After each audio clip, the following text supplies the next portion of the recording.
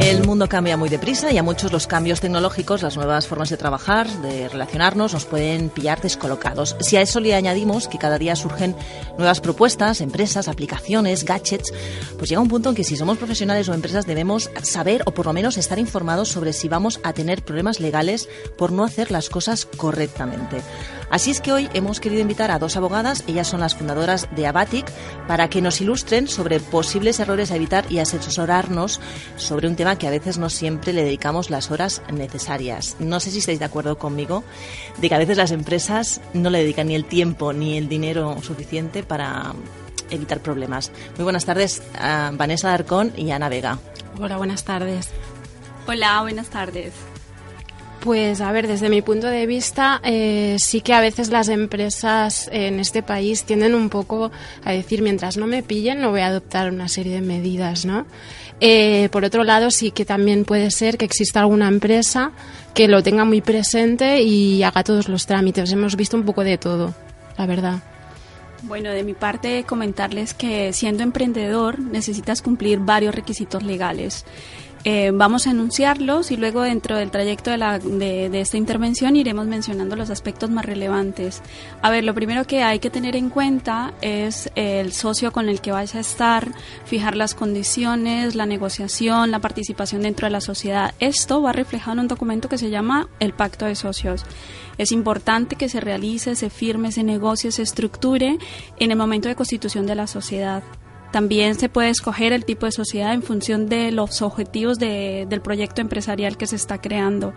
Una vez se tenga constituida la sociedad y se tenga definido el pacto de socios, vienen aspectos relevantes adicionales, por ejemplo, registro de marcas, cumplimiento de protección de datos, adaptación normativa a protección de datos, cumplimiento de propiedad intelectual cuando se manejan fotografías, contenido, base de datos, contenidos o derechos de autor de terceros.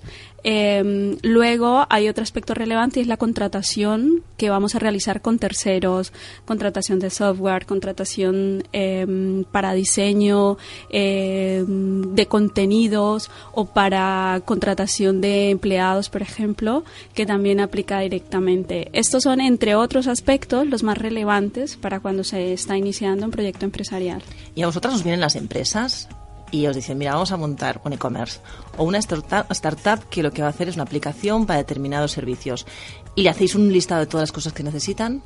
La gente ya está entrando en eso, en sí, saber qué necesito y de qué dinero estamos hablando, porque todo esto al fin y al cabo también va sumando gastos a este inicio de empresa. Uh-huh.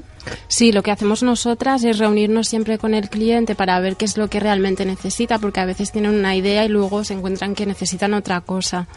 Entonces, nuestra forma de trabajar es establecer un presupuesto muy detallado donde no solo te dicen lo que tienes que hacer, sino que te da una orientación de los pasos que se van a dar y el coste que esto supone.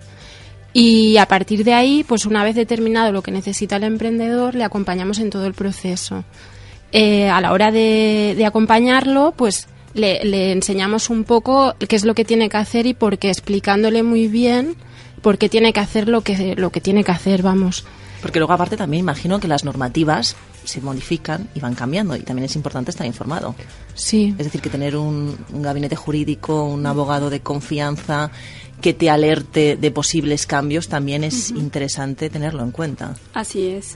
Bueno, primero que todo deciros que nuestro despacho es especializado en propiedad intelectual y nuevas tecnologías y otra área adicional que manejamos es todo el derecho empresarial, con lo cual los clientes que llegan están asesorados en todas las áreas y tratamos de cubrir todas las áreas necesarias para el emprendedor. Y como lo decía Vanessa, la idea nuestra es ofrecerle todo el panorama que se ajuste con las necesidades y los recursos del emprendedor. Nuestro mensaje claro, optar por un carácter preventivo. No esperéis a salir al mercado para explorar o para innovar, porque una sanción de la Agencia Española de Protección de Datos o una demanda por daños y perjuicios en materia de propiedad intelectual os pueden cegar cerrar absolutamente el negocio antes de empezar. Entonces nuestro mensaje es claro: El tema que tenemos frente a los abogados es una barrera porque decimos, wow, abogados son súper costosos, los abogados se quedan cuando estamos en un juicio, pero nuestro mensaje es claro, actuar antes, actuar con carácter preventivo, es muy sencillo, los abogados ahora somos muy asequibles, nos promocionamos para emprendedores porque nos ajustamos a las necesidades. Vanessa, ¿qué errores por ahora veis o constatáis que son más habituales y que se podrían haber evitado perfectamente?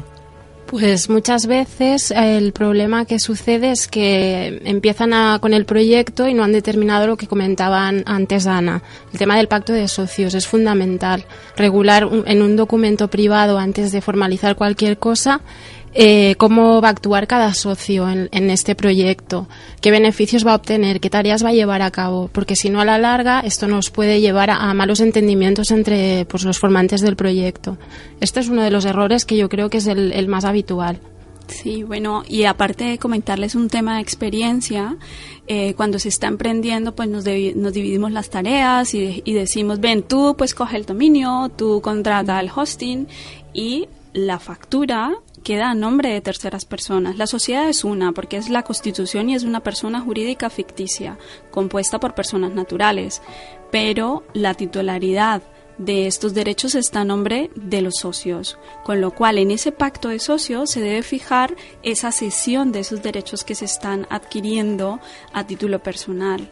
¿Vale? ¿Por qué? Porque luego posicionamos una web o un proyecto empresarial y el derecho pertenece a uno de los socios. Entonces, esto por desconocimiento a veces llega a afectar los derechos de los emprendedores, ¿vale? Y luego cuando se empieza a generar dinero es cuando empiezan a haber problemas, ¿no? Me imagino que es cuando es más complicado llegar a pactos o a soluciones. También el tema de las marcas, como decías, Ana, ¿qué ocurre si una empresa no registra una marca y empieza pues a generar un negocio? ¿Qué problemas puede llegar a sufrir? Porque claro, estás ahí como en falso. En principio, si no registras una marca no sucede nada. El tema de registrar una marca es para la protección de cara a terceros. Si tú tienes una marca registrada, en caso de que alguien quiera registrar un producto parecido al tuyo con la misma marca, pues te puede suponer un problema si tú no lo has registrado antes. Es decir, puede ocurrir que tú desarrolles esa marca y luego venga un tercero y la registre por ti. Podría ser. Y entonces se quede con eso que tú has hecho hasta entonces. Si más no, tú tendrías que acreditar que esa marca es, bueno, se le llama de renombrada en el mercado. Con lo cual, si tú puedes acreditar todo esto, pues lo podrías solucionar. Pero esto te supone un coste que si tú lo hubieras registrado desde el inicio, pues te lo estás evitando, porque los costes no son muy caros. Vale, es importante resaltar aquí que se aplica el principio general del derecho, que el primero que en el tiempo será el primero en otorgarle el derecho. Es decir, que si no registramos, nuestra empresa no registra en primera instancia nuestra marca, pues le estamos dando la oportunidad a que otros copien nuestra idea o nuestra marca o nuestro eslogan y vayan y registren y puedan tener derechos de los que nosotros previamente hubiésemos tenido acceso. Y dos preguntas, ¿es muy caro y es muy complicado registrar una marca? No, es bastante barato a nivel tanto de honorarios de abogados, nosotros somos muy económicas, y el tema de tasas también. Depende un poco en función de los productos para los cuales tú clasificas esta marca. Si tú registras un producto con un nombre en una sola clase, pues tiene un coste. Si lo vas ampliando a diferentes sectores, pues va aumentando el coste. Pero de todas maneras las tasas, al menos ante la Agencia Española, ante la Oficina de Patentes y Marcas Española, no es costoso. Otra cosa es que lo quisieras hacer a nivel comunitario o europeo. Aquí ya sí que sube. Y a nivel de derechos, más cosas que nos pasan cuando estamos en el 2.0. Las fotografías. Ese caballo de batalla de que la gente coge una fotografía que está por internet, la cuelga, la difunde, la comparte. ¿Qué pasa ahí? Supongo que es diferente si tú eres un usuario y la cuelgas en tu Facebook, a que si eres una marca y la usas para, no sé, para hacer publicidad o para escribir un artículo en un periódico, ¿no? Las consecuencias son distintas. A ver, hay que tener en cuenta que tenemos esa vaga idea de todo lo que encontramos por internet es gratuito, ¿no? Y ven, pues ponemos un título en Google y le damos imágenes y nos copiamos todo lo que podemos encontrar. Pues hay que tener en cuenta que siempre que hagamos esto tenemos que respetar los derechos de terceros. Todo el contenido que está en internet generalmente está protegido. Generalmente me refiero, él está protegido por el simple hecho de hacer la fotografía y ponerlo, ya tiene una protección automática.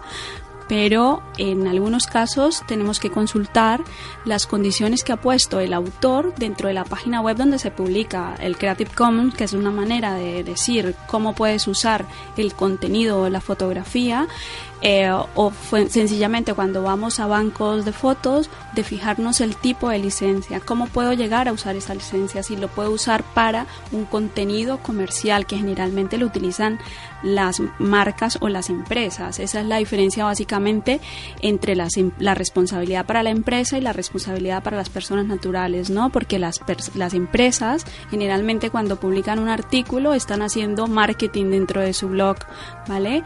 Y generalmente incurren o transgreden los derechos de ese autor porque se está saliendo del límite de esta licencia que han ofrecido gratuitamente. Si cogemos siendo personas naturales, igual tendríamos que pedir autorización en función de los límites que han impuesto en la licencia.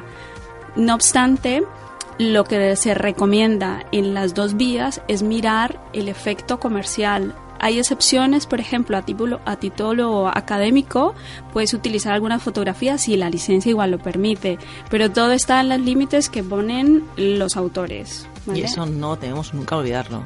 De hecho, por ejemplo, Google en su herramienta de búsqueda hace unos meses o unas semanas puso la opción de en herramientas de búsqueda buscar si estas fotografías pues están sujetas a algún tipo de derechos, si se pueden comercializar o utilizarse para una finalidad comercial. O modificar incluso. Sí, la puedes usar pero no la puedes modificar, la puedes usar y modificar. Uh-huh.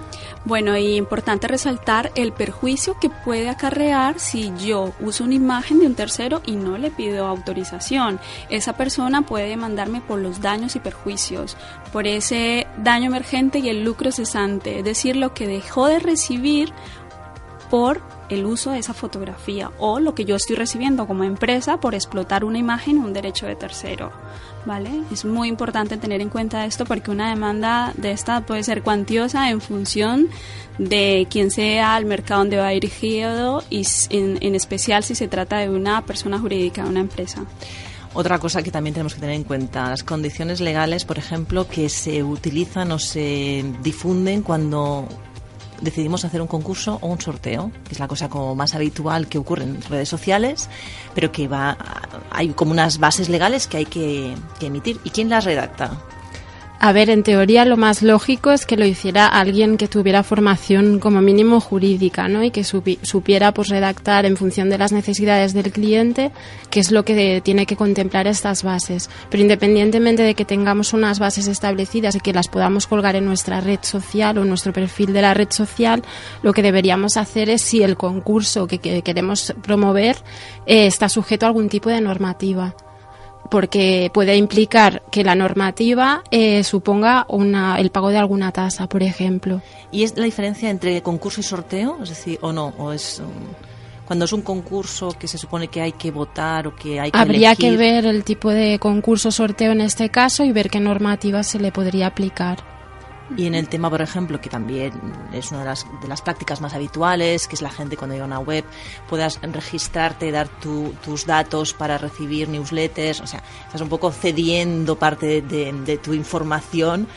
¿Qué se hace? O sea, ¿cómo se gestiona esas bases de datos que las empresas acaban teniendo en su poder? A ver, en principio lo que tendría que hacer toda empresa que recoja datos, sea online o offline, de personas físicas, debería declarar el fichero ante la Agencia de Protección de Datos, por un lado, y por otro lado informar a sus usuarios de la finalidad del tratamiento de estos datos. O sea, ¿para qué se van a utilizar los datos? Y debe hacerlo pues de una manera adecuada. La ley dice que los datos los tenemos que tratar de manera adecuada y pertinente, con lo cual pues recoger datos para finalidades que no se corresponden con la finalidad que le vamos a dar a este fichero no debería hacerse, porque esto podría llevar incluso a una sanción. Cuando dices esto, ¿quieres decir que esos datos van a parar a terceras empresas y que entonces nos llega publicidad que nosotros no hemos autorizado que nos llegue? ¿Sería eso? Podría ser. A ver, si nosotros dejamos los datos en un formulario, por ejemplo, web, y esta empresa no nos avisa en el correspondiente aviso legal que estos datos van a ser cedidos a un tercero, esto en principio no sería lícito. La ley lo penaliza.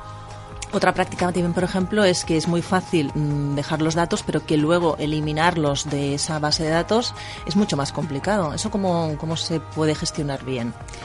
A ver, la recomendación nuestra es, por favor, leer los avisos legales, ¿vale? Porque las empresas están obligadas a informar, pero nosotros también tenemos la obligación de leer, ¿no? Porque lo ponemos de una vida y esto es bidireccional. Si nos encontramos en una situación de querer borrar nuestros datos, tendremos que solicitarlo por la vía o por el canal que nos ofrece directamente la empresa que ha recabado nuestros datos, ¿vale? La ley los obliga a poner una dirección de contacto, un correo electrónico, un teléfono, bueno, los datos de contacto básicamente. Podéis dirigiros al medio de contacto y solicitar la cancelación, ¿vale? En el evento en que no se realice, tienen la opción de ir a la Agencia Española de Protección de Datos y solicitar que la intermediación, bueno, que se investigue básicamente, porque la agencia actúa de manera oficiosa, también lo hace de manera directa en ciertos casos, pero activando este canal se puede lograr que con la intermediación de la agencia se borren los datos, ¿vale? Y la otra opción es contactar directamente pues con los abogados antes de ir a la agencia para tratar de buscar una intermediación, ¿no? Antes de que esta empresa esté sujeta a sanciones, porque una vez llega a la agencia y la agencia determina que no se ha cumplido de debida forma toda la ley de protección de datos, esta empresa está sujeta a sanciones. Por ejemplo, toda empresa, cuando establece su política de protección de datos, que aparte de tener las políticas legales en la página web, tenemos que adoptar una serie de medidas internas, pues en esta política interna debería disponer de unos modelos, unas instancias en las cuales el usuario, pues en caso de que solicite un derecho de acceso, una rectificación, una cancelación o oposición, que son los derechos reconocidos por la ley, pues deberían facilitarnos este modelo. Y si no, en la Agencia de Protección de Datos yo creo que lo pueden encontrar también. Yo imagino que con todas estas novedades hace que tengáis mucho trabajo, que vuestro sector ha salido favorecido o no. Sí, no nos quejamos. Últimamente estamos muy contentas.